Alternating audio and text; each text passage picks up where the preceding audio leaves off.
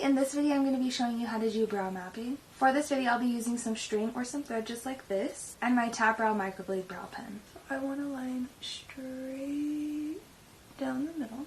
Then we're going to go straight up the edge of the nostril, and you're going to go up.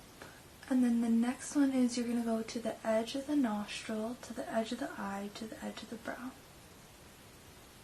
Now to get your arch, you're going to go back to the edge of your nostril, to the middle of your pupil, and that will be your arch. And that's your arch. And then we're going to make a horizontal line from the lowest part of this brow, and then you're going to go towards the bottom of the brow and also make a horizontal line. And then the next line we're going to do is connect this corner to the arch corner.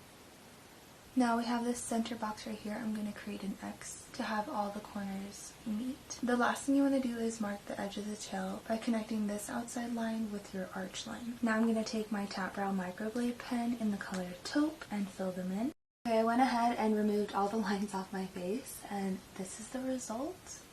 What do you think? They're sisters, not twins.